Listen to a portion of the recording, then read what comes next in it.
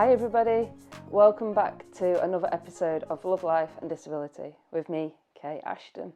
Well, it's been a few weeks, maybe even a few months before I last spoke to you, especially about the IVF journey. So I thought I'd give you all a little bit of an update. My mum and I went to Leeds. My amazing dad, John, took me and my mum. This was last week now. And we had a huge chat with the nurses and different people. So I had all my bloods retook, so that went really well. I had an internal scan again, so that's like your baseline. So it ensures everything inside, such as my ovaries and so forth, are doing okay. So that seemed positive, didn't seem to have any changes from the time prior. I then had the consultation with my nurse who spoke me through all the IVF treatment side of things. So that's how to mix your medication, how to do the injections. I did feel like I was going to pass out at some point when I seen what these things actually look like. Anyway, everything is all set to go now for January. So in the meantime, I just need to avoid COVID. They have now ordered all my medication, in which everything's arrived today. So I thought I'd give it an open and see what's inside, and I can talk you through everything. Obviously, it's important to reference what I am saying here is about me and my journey, and of course, everybody is different. Your plans are all customised to you as an individual. So, I'm not here to give medical advice. So yeah, I can only tell you about me. They like to make things secure, don't they? There we go. Right, paper. Do I have here? Okay, so solution for injection in pre-filled syringe. Okay, I've got that one. Oh, this is some gel. So 5 days before I go for my egg retrieval, I've got to use this vagina gel for 5 nights. So I assume that goes into my vagina. It's got 5 applications.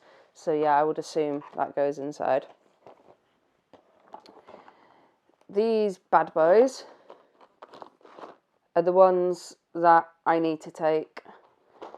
For me, it's 250 milligram every single night at 9 p.m.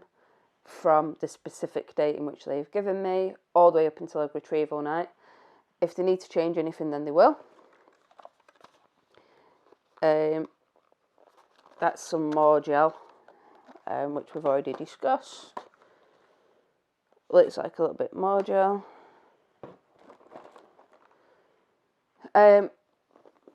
That's what I spoke about before, so this is the 150ml version.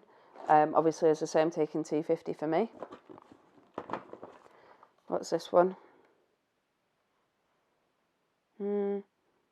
It's all in a different language, so I'm not really too sure right now, but I'll have a little look. It's an injection of something, so that's that one.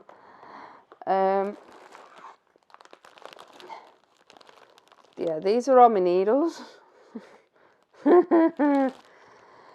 Oh, God. Yeah, we'll see how that one goes on. Best put that one there. Here's my little yellow bin to put all my injections.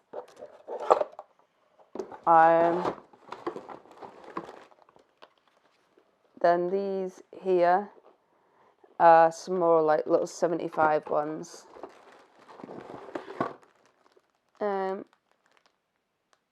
Here's some other ones, like needles, and I think these are the ones to maybe go inside me, like when I inject. I'll need to have a little look. Same again. So these are some tablets. Yeah, I've got to take these when I start my period this month, and that's to help with my cycle of my periods, basically.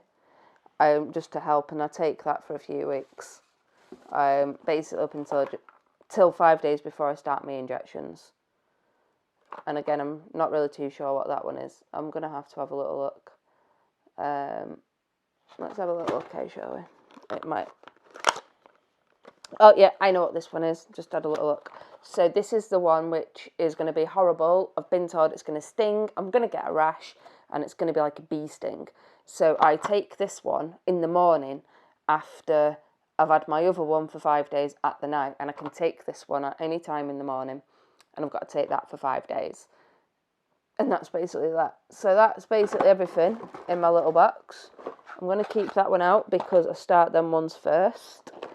So yeah, I'll put everything back in here. I just need to work out what this one is. I think that's that one there we've just spoke of, to be fair. Yeah, it is.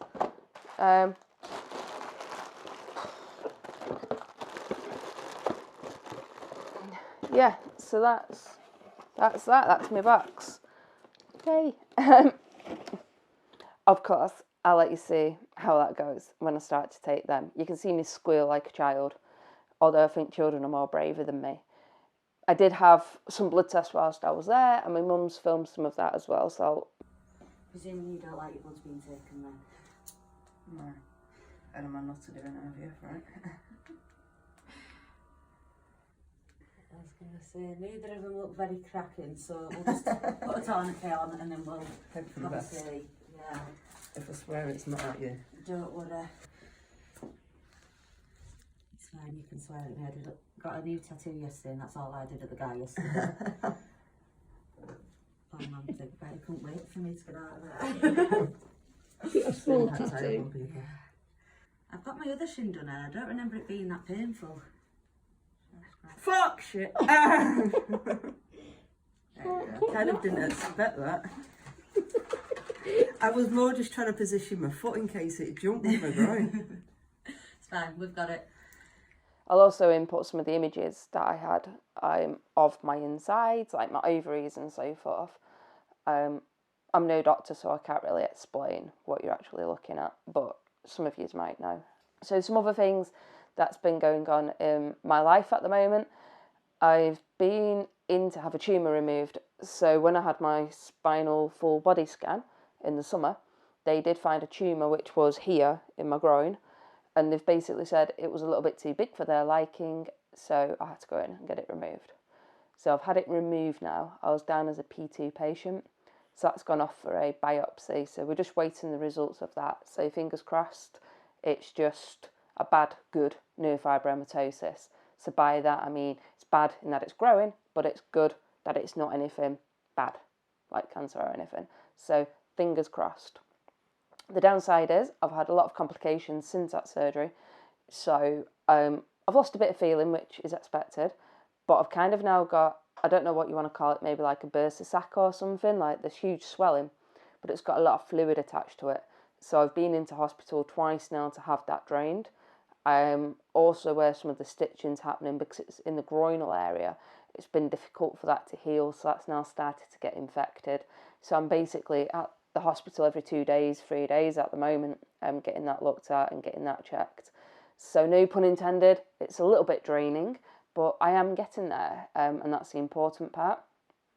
A few other things that I've been up to is I went to the DanceSyndrome gala night the other week with my best friend Sam, and you need to meet Sam at some point, she's ace. We raised a lot of money for an amazing charity, and I do think some of these dancers have the ability to be better than some of the Strictly Come Dancing team. All the shine of 1,000 spotlights, all the stars we steal from the night sky will never be enough, never be enough. Towers of gold are still too little.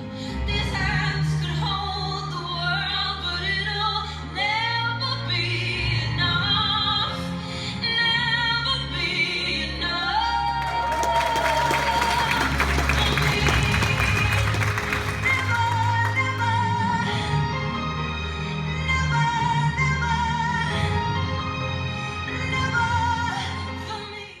during that night, I was asked to also do a speech about myself and Down syndrome in order to try and raise a lot of money as possible.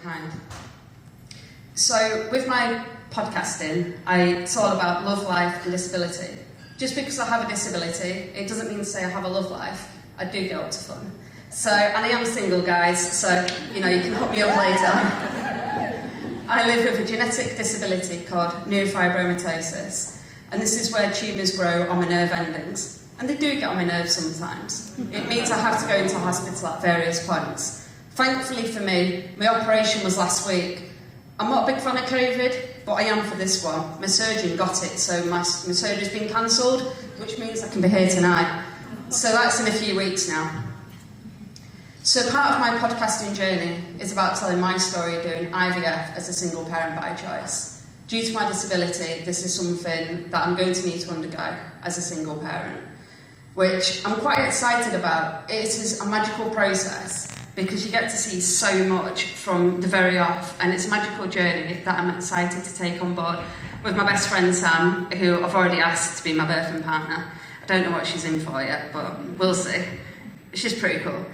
And as Jen mentioned throughout, we all love Jen at Down syndrome. I interviewed Jen recently on a local podcast, and we spoke about how support is key.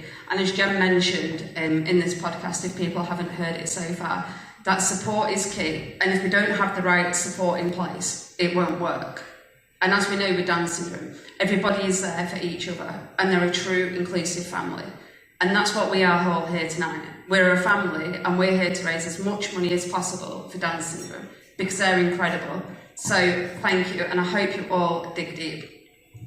It is important that whatever our health condition is, that we don't let it hold us back, and that we see everything half full, because ultimately we can all reach our dreams. It is about educating one another, and if we don't talk and we don't open up, then we can't help and support each other.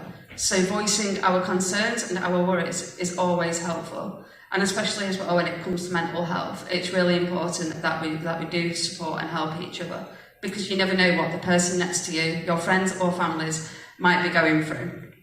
And this is why the important work that Down syndrome is so important. Jen is amazing. Jen is a lady with a dream. She had a vision to set up a dance company, and that came a reality. She worked hard and she came through all her barriers to make this a dream. Jen's dream's even bigger. She wants to take Down syndrome all around the world and even have her own plane. So if you know pilots, is there any pilots in the room? Can you just put your hands up? Or anyone with a private jet? Anyone? Well, if you've no one in this room, please become friends with one and then just kind of help Jen out, and then we can get Down syndrome around the world. That would just be incredible. As we know, Down syndrome is an inclusive arts charity, so it is important we raise as much money as possible so they can teach dance. They teach dance with people with or without disabilities, and that's why it's so important. And again, they're so inclusive, and they're there for each and every one of us. Mental health and wellbeing has been at the front of people's minds since the pandemic.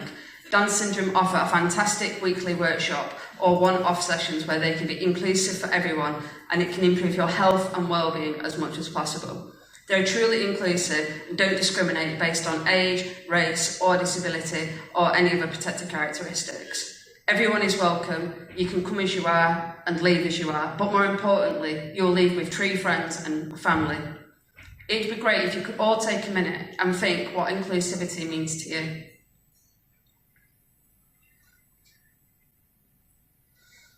Whatever you think inclusivity means to you, that's what Down syndrome does. So please, ensure you dig deep tonight, put money on the raffle, you've got the auctions at the back of the room for the silent auction, and raise as much money as possible for this incredible charity. They're amazing. Thank you so much. I've been Kay Ashton.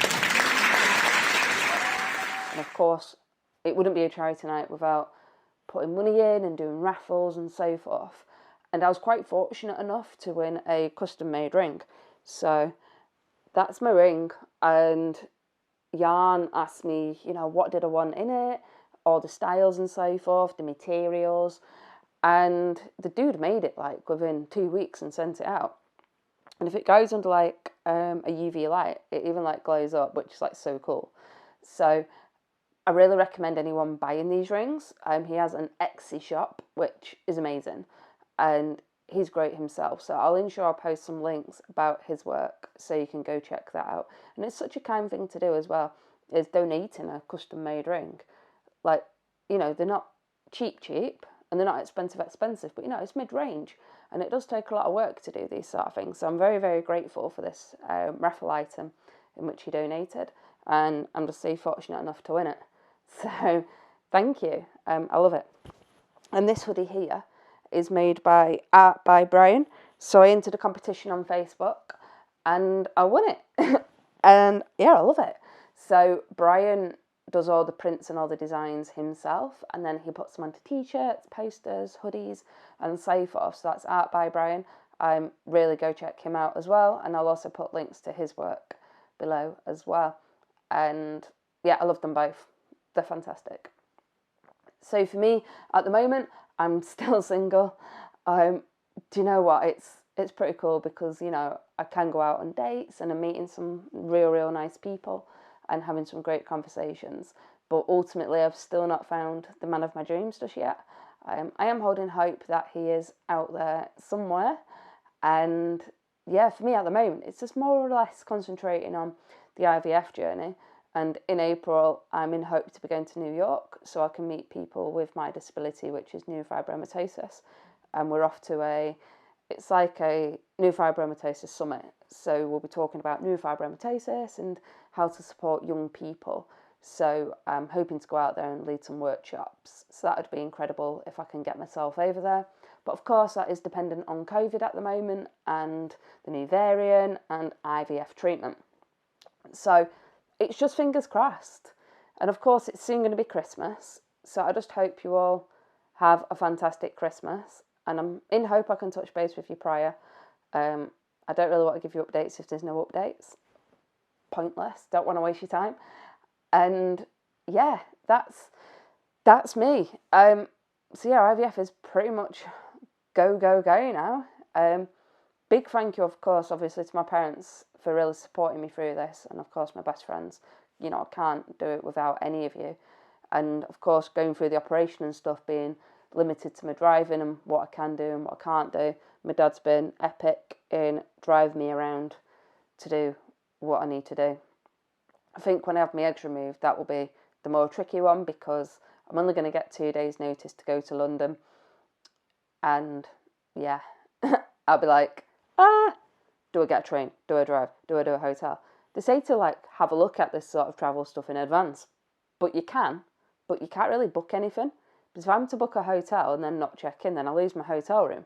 So yeah, I don't really know what I'm going to do yet. I might have to stay at some friends, but it will depend, of course, who I go with, who's with me, and obviously how I travel. But we will get there. Yeah, thank you. Much love to you all. Of course, do get in contact if you'd like to share your journey with me about IVF or, of course, PGD. There is an incredible app as well, which I've not mentioned before, which is called Peanut. So if you're not on Peanut and you are doing anything fertility related, it's worth checking it out because there's lots of lovely ladies on there. Some of them are single, some of them in relationships, some have had miscarriages, some are doing IVF and so forth. So it's a great support network if people are looking to find people to support with. And I hope to all talk soon. And thank you all for getting in touch and being amazing. Thank you.